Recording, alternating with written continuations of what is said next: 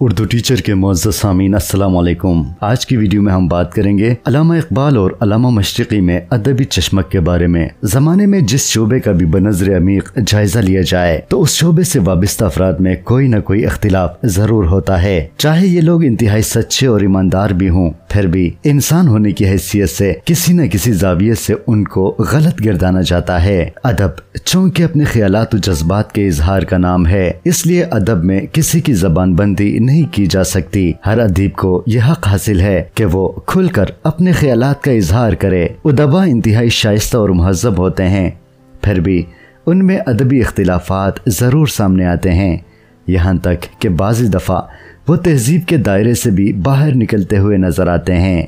ماضی میں ادبی چشمک کی وجہ سے ہنگامے، مار پیٹ اور قتل تک کے واردات ہو چکے ہیں۔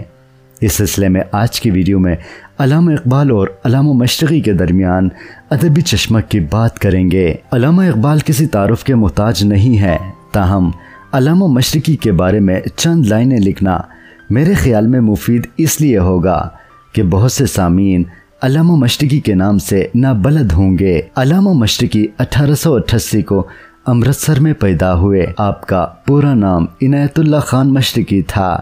علامہ مشرقی ایک قابل انسان تھے جنہوں نے صرف 18 سال کی عمر میں پنجاب یونیورسٹی سے ریاضی میں ماسٹر کر کے سب کو ورطۂ حیرت میں ڈال دیا۔ اطلاعات کے مطابق یہ ریکارڈ آج بھی قائم ہے۔ انہوں نے دنیا کے قوموں کو اجتماعی موضوعات کے متعلق پیغام اخیر اور تسخیر کائنات کا پروگرام اپنی شہرہ آفاق کتاب تذکرہ کے ذریعے دیا۔ علامہ مشرقی کے مختصر تعارف کے بعد اپنے اصل موضوع کی طرف آتے ہیں۔ علامہ مشرقی اور علامہ اقبال ایک دوسرے کے ساتھ شدید اختلاف رکھتے تھے۔ ڈاکٹر ظہور احمد آوان نے اس حوالے سے لکھا ہے کہ علامہ مشرقی اور علامہ اقبال دونوں لاہور میں رہتے تھے، لیکن ایک دوسرے سے ان کی کبھی ملاقات نہ ہو سکی۔ علامہ اقبال نے مشرقی کے حوالے سے چند خطوط تحریر کیے تھے۔ ان خطوط کے ذریعے دونوں شخصیات کے درمیان تلخ تعلقات کا پتہ چلتا ہے۔ علامہ مشرقی 1950-51 میں علامہ اقبال کو سخت تنقید کا نشانہ بنایا۔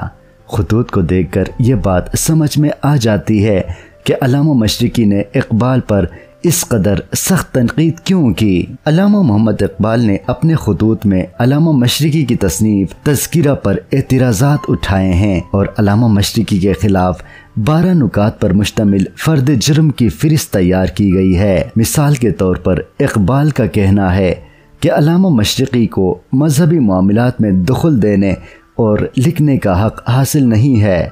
اسی طرح کے اور بھی اعتراضات ان خطوط میں موجود ہیں۔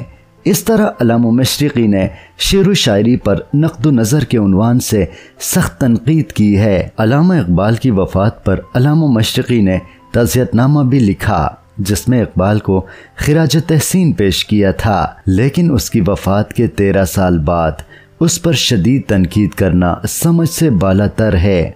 بعض ناقدین کے مطابق دونوں کے درمیان ادبی چشمک کی وجہ یہ ہو سکتی ہے کہ علامہ اقبال نے مشرقی کی تصنیف تذکرہ پر تبصرہ لکھنے سے انکار کر دیا تھا۔ علامہ مشرقی کی تصنیف خریطہ کے دیباچے کے بارے میں اقبال کی منفی رائے رہی ہوگی۔